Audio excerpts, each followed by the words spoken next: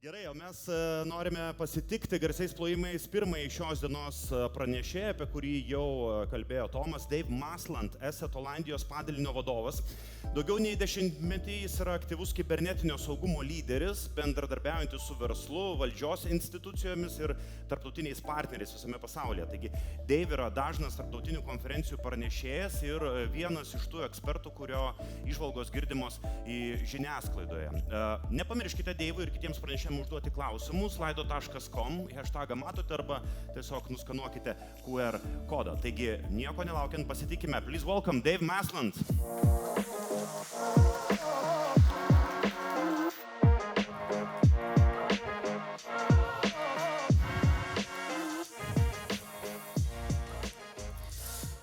So I heard Thomas say my name and I have actually no clue what he said.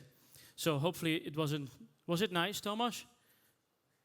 Hopefully it wasn't something crazy. So he asked me actually to talk about SOC, to talk about AI, and I would like to talk a little bit about the uncertain world we're living in. But before that, I would actually want to talk about going on a holiday with my parents-in-law.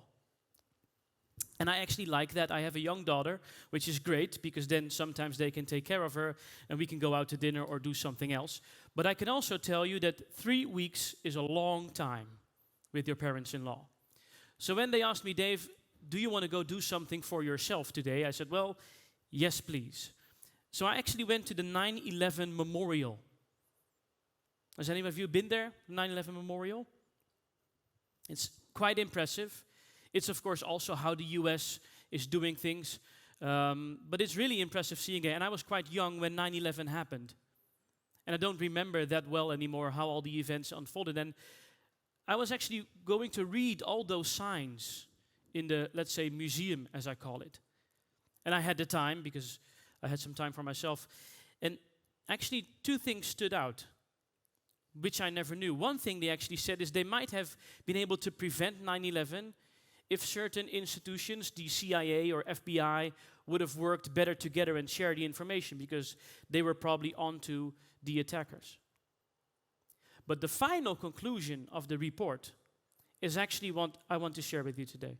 Because I think that for me changed my perspective on cybersecurity. The main reason, they said, 9/11 was able to happen was due to a lack of imagination within senior leadership. Senior leadership was not able to understand these scenarios, or at least envision these scenarios. And we are talking about a country that has scenarios ready for an alien invasion. So it's quite interesting. I think if only one slide will you remember today is, let it be this one, because I think imagination and imagining the future might be the most important step for preparing for the future. And one of the greatest examples of that actually is Leonardo da Vinci, which actually came up with the first drawing of a tank in 1482. He was envisioning the future, the conflict of tomorrow. A lot of smart people looked at the drawing right now and said, okay, this would have never worked in that way. But it's the idea of thinkers, of people wanting to think about the conflict of tomorrow. And when Thomas was briefing me about the audience, about you today who's sitting here in the audience, I understand you are all leaders, C-level executives, or people in organizations who can be tasked with this task of imagination. And I think it's very important to prepare for that, because I hate that in the Netherlands they always say this during conferences, like cybercrime, it's a cat and mouse game. And I think that's a really stupid metaphor, because I've never seen a mouse eat a cat before. But in cybersecurity, we regularly see that you defend off attacks, or that governments are able to take down criminals. It is not an unfair fight. And if we keep saying this, it's a cat and mouse game, it implies that we are the mouse, we are small, we don't have the capacity to actually do something against it, and it's the big cat. I hate it. I think we should change the narrative more to the good and the bad guys, the superpowers. Technology is giving superpowers to both sides. It's giving superpowers to your IT teams, to your cybersecurity teams, and yes, it's definitely also giving superpowers to the criminal side. So I don't think the real question is, okay, it's a cat and mouse game, how are we going to keep up? I think if we really want to move ahead, I think the question for senior leadership should be, how do we prepare for the conflict of tomorrow? And the conflict, of course, is a broad interpretation, because a conflict is not only a cybersecurity issue. You as business leaders or C-level executives, you have many things on your mind. So the conflict can, of course, be much broader than this. And when you are preparing for the future, there are certain things you definitely don't know. We don't know how AI or autonomous AI or general artificial intelligence is really going to develop. We don't know when the next climate disaster is going to happen. We don't know the timing of great new technologies like quantum when it's actually arriving. I heard there's a speaker about quantum, so maybe he can enlighten us. And we don't actually know how our whole society, which is fully interconnected, will actually react to major crises when put under much pressure. And finally, we don't know the moral compass of the next generations to come and how they will decide to use technology or not to use technology. But what we do know, unfortunately, that there's conflict, there's going to be war, there's going to be organized crime, there's going to be AI, and there is an enormous dependence on IT and digital infrastructure as a whole. That are the things that we do know and which you can start using for your scenario planning or things. And one of the most interesting things, if you look at these trends, is something I think we can all say for sure, and which actually quite intrigues me to this topic, is that AI and technology, it's shifting the balance of power. It's giving smaller individuals much more and better tools to do big things. And it's giving big institutions lots of headaches because they're now struggling and battling with much smaller threat actors.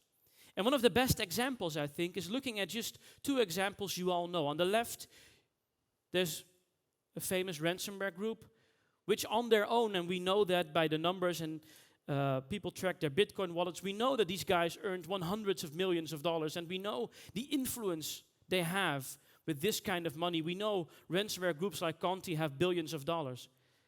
And we know, and this is a big topic in the Netherlands, we know what ISIS is doing at the moment. They're decentralized. It's no longer a certain place where they operate, but they operate on the social media platforms targeting our children. They're recruiting the people over there. They're decentralized, they're organized. They have a whole marketing flow on getting people to Instagram, getting people to Telegram or WhatsApp, and recruiting them in all certain ways.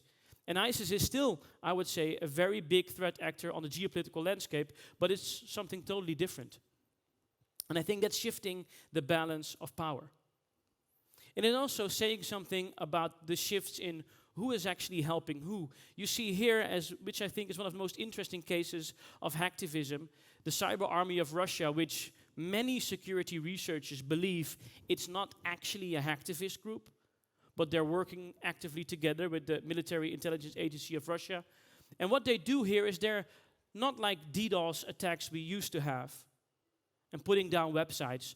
No, they're actually targeting critical infrastructure systems, showing that they're inside there, and saying, look, we can change the flow of water or we can change the flow of gas. Many times, they're not really doing that because in the one below it was a really small hydroelectric mill somewhere in a village with 100 people living there. But sometimes they're right. On the Texas one, they were actually inside the Texas power plant. And I don't think this is about technical disruption. This is, of course, about emotional disruption, showing that they can control our critical infrastructure. And you might be aware of that, but just for normal people living their lives, it's quite a scary idea. And the other interesting thing is shifting the balance of power and how we see things. Look at the big AI models that we have. We have seen cases, and maybe it was big news here as well, the ProfDan network, a Russian disinformation network, actually targeting. They created many websites which were scraped by AI models, and actually fake information was given by AI models themselves, the places that we trust. And I really like this quote. I don't remember where I got it from, so I can't give anybody credit. But somebody once said, they got watches, we got time. Like, we have the technology, we might be the ones developing these new AI models, but our adversaries, they have the time to think strategically, okay, but how can we misuse these models to get inside the places which they already trust? And I think the real danger is that our democracy itself in the Netherlands, it is currently a disaster. So our government fell twice. So you can think, okay, how can a government fall twice? Well, believe me, in the Netherlands we can. And it's really polarized. It's extreme left against extreme right, or at least that's what they want to believe us. And I really believe that if we talk about cyber attacks, that the targeting of democracy itself is one of the biggest problems. And I can know that because I was actually the one believing in conspiracy theories. Anybody here believes in conspiracy theories? Nobody dares to raise their hand. Okay, so I'll be the vulnerable one in the audience. I once was a victim of a conspiracy theory.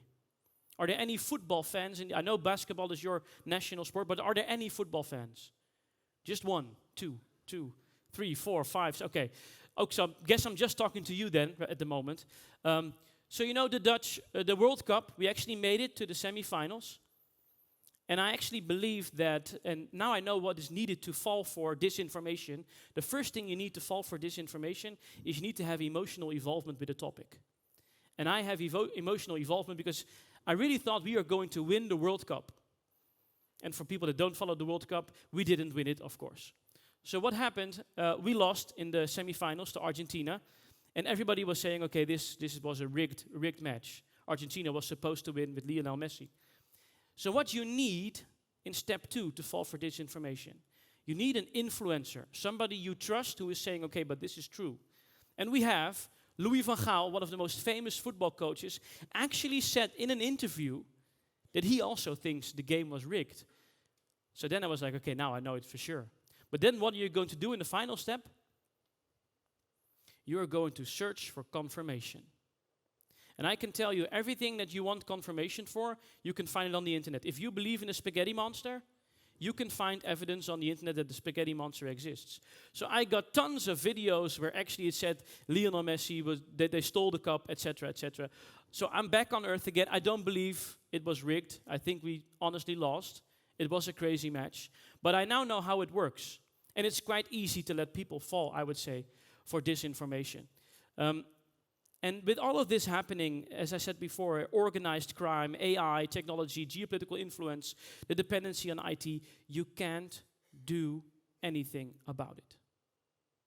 At least not for many people in this room.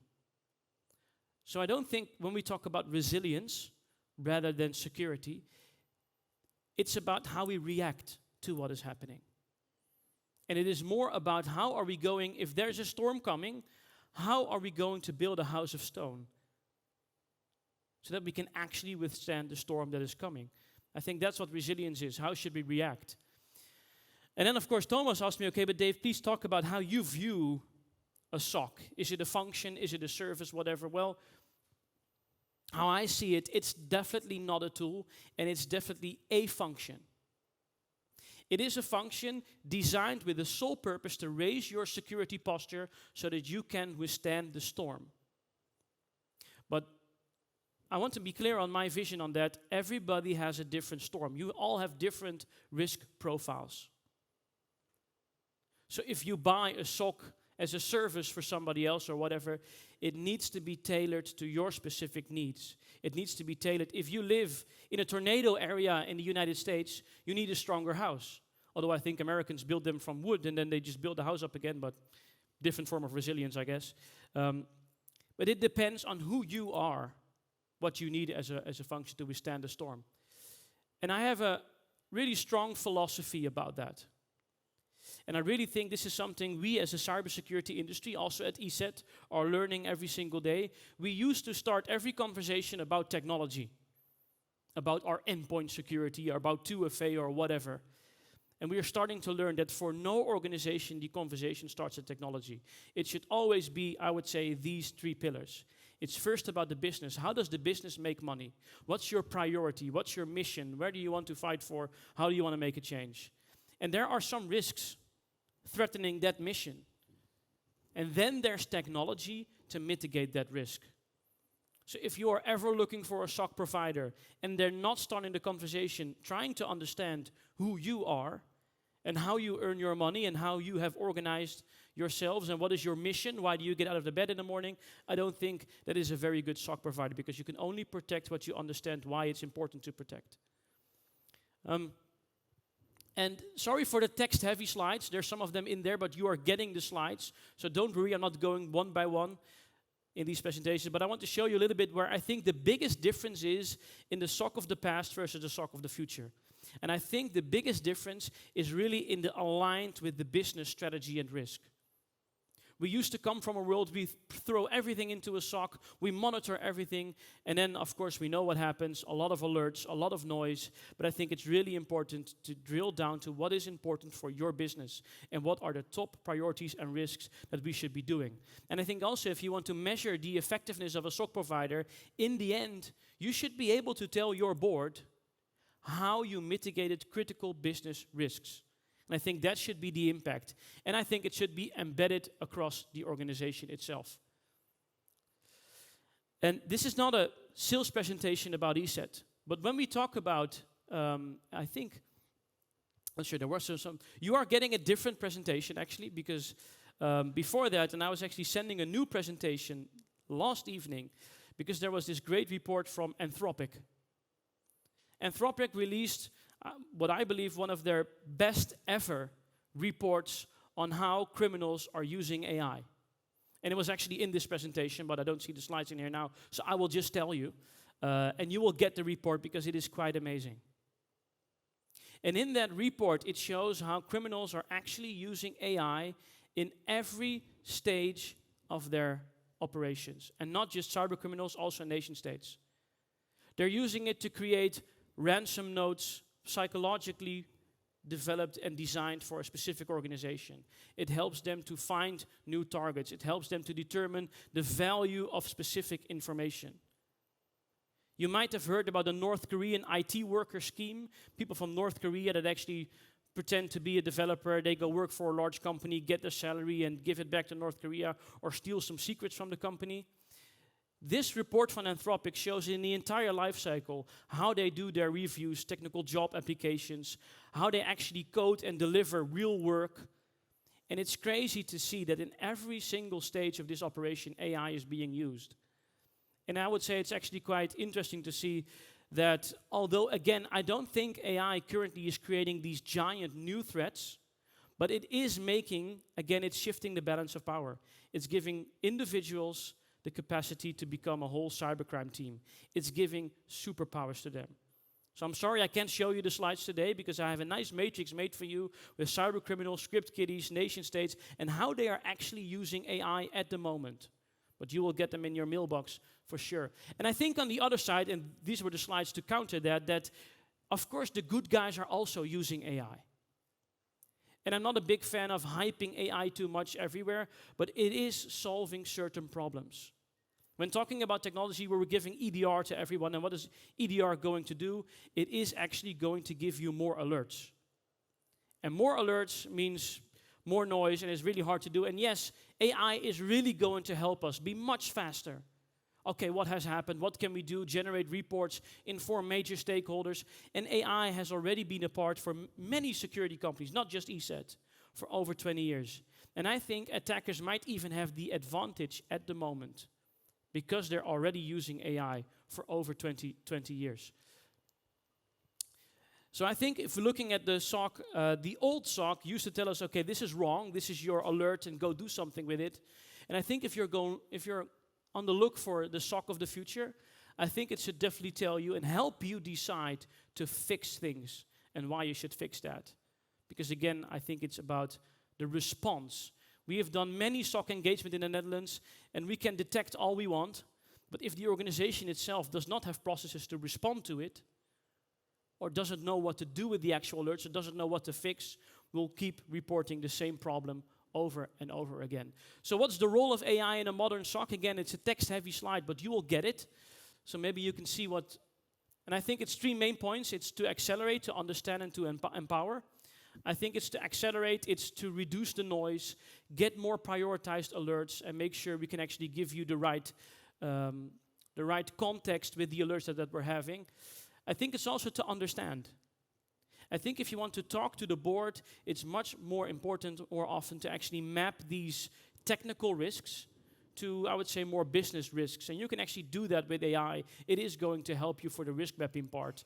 And actually, it's the whole idea, I think, is to actually empower the people to free up time of human expertise to really dig extra deep in these specific alerts or do these extra threat hunts to go look a little more inside the network, like what's really going on. It's going to free up time.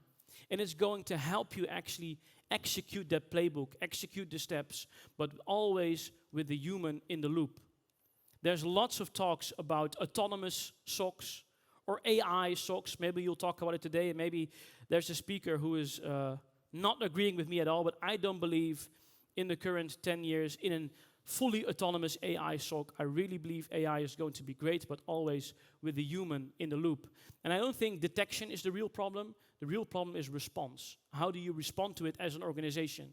And how do you make sure you have the processes in place to respond to an incident, recover from a potential incident, but also talk about the incident to the most important stakeholders? So yes, I think things are going to get worse, and mainly the part about attackers, how they are using AI, because again, in this report, the way how they are being superpowered in every stage of their operations, the scale, actually there's one of the biggest things, and it's not maybe a risk to all of you as a business, but the biggest scam out there is the romance scam. People being targeted through dating websites, and people get 2 or 3 months of conversations, and then finally the attacker asks you to invest something in crypto. It's one of the largest criminal industries in the world. Pig butchering, many, many names for it. And actually there's a chapter there, how AI is superpowering these pig butchering scams and creating these criminal organizations who are almost undefeatable by resources. And I think it's really as a society that the scale of crime is about to change exponentially. So yes, there's lots to worry about, but the presentation title was, "Don't worry, it's only getting worse." So here's the don't worry part, because I still think it's all about how we react. And when I had the chance to talk to about over 400 security professionals, I have some high-level tips I wanted to give you as a person. And it's something I have really tried to study for several years. In the Netherlands, I get invited now, finally, to some talk shows for general audience, really general audience with no IT background, to talk about cybersecurity. And one thing I learned by people on TV and presenters on TV bashing me all the time is we need to keep our language simple. No jargon. And not to oversimplify things or not to make it black and white. But if we really want to solve this enormous challenge of cybersecurity, cybercrime in general sense, we need more people engaged.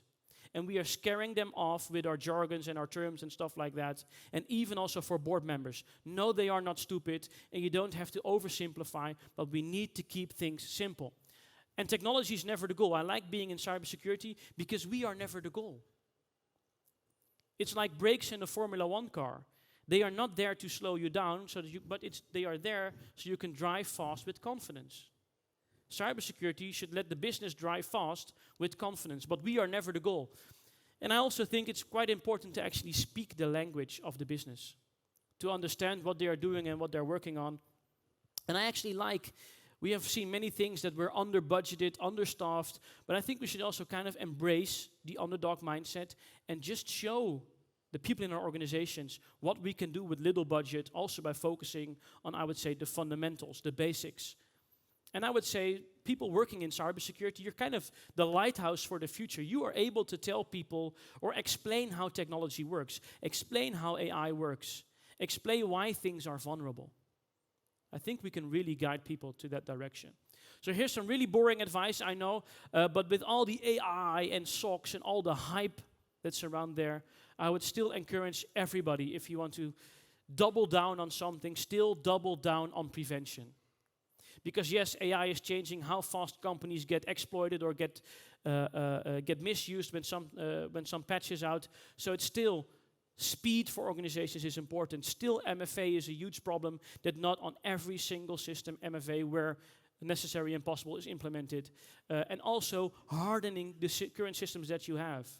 If you're an ESET customer, love it, great. But harden our solutions. Tune them. If you are using other technology, don't immediately switch to ESET. Look what you can harden and currently what you own. Because probably the tools that you have can do so much more. Please harden your systems, what you own. So we have, again, for the football fans, the whole 8 in the audience. I'm quite sorry, I should have taken a famous basketball player, but as you can see, I've never been a real fan of basketball. That's not my kind of sport. So I like football. So Johan Cruyff, of course, one of the most famous footballers ever lived. He was famous for many of his quotes, and he once said, if you can't win, make sure you can't lose. And I think that's the whole conclusion of our industry. I don't think there's winning in cybersecurity or being more secure than your neighbor or whatever. It's making sure our society, our companies, our boardrooms, our people, that we're not losing. And not losing, that's the question you can ask to the board. When are we losing? If we lose X amount of money or if we're going bankrupt, you can ask them that question. So what we can do actually as companies all together to, let's say, create more of a SOC of our society, and this is also a big problem in the Netherlands, companies don't share enough information together. Hospital A is not sharing information with Hospital B when they have an incident. So we need to connect more incidents, more knowledge sharing together, like to becoming this early warning system. In companies, we still focus a lot on security awareness trainings. Don't click that link, don't click the phishing link. Well, also with AI, I don't think that's the future of security awareness. I think the future is speak up, create a culture of reporting.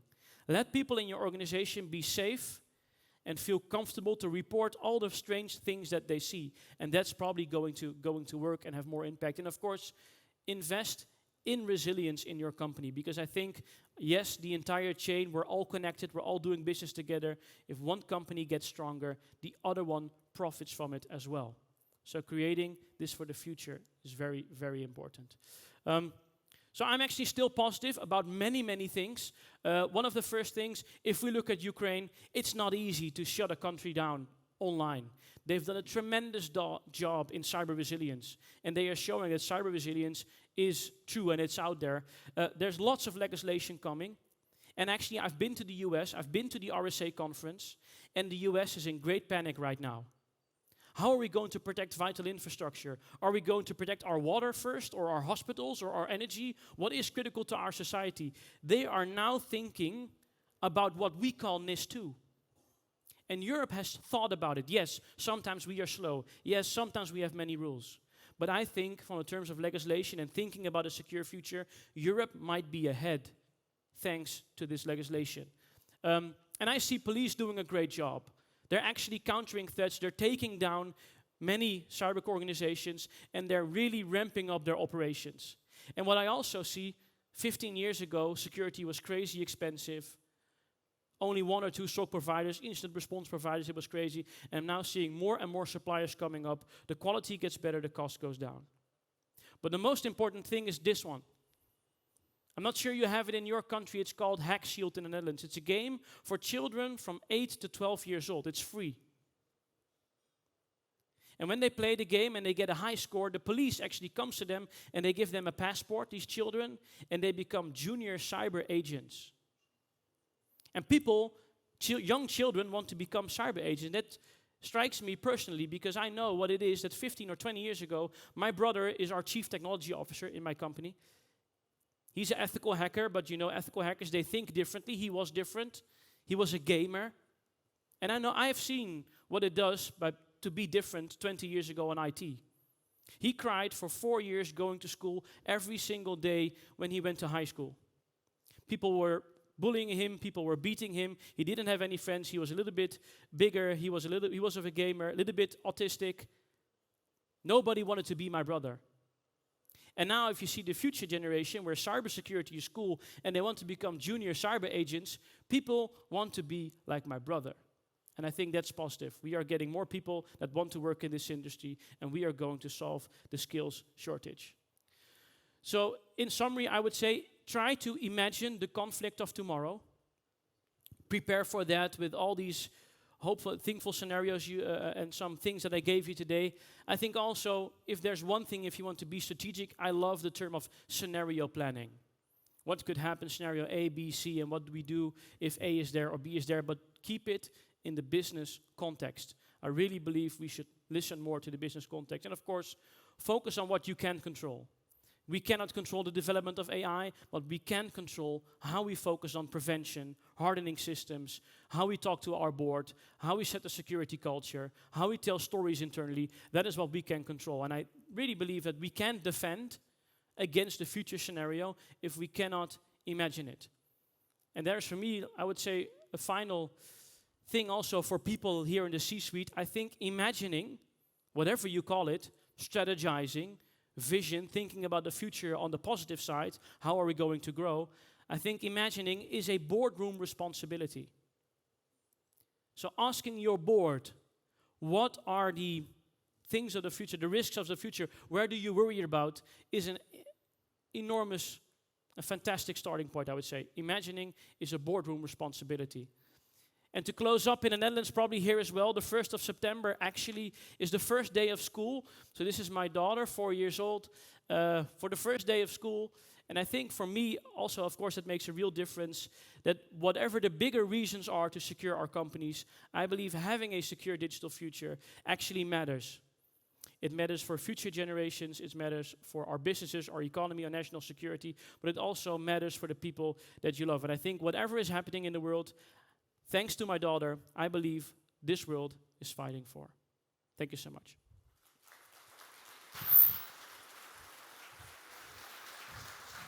Mr. Dave, we have some questions from the audience.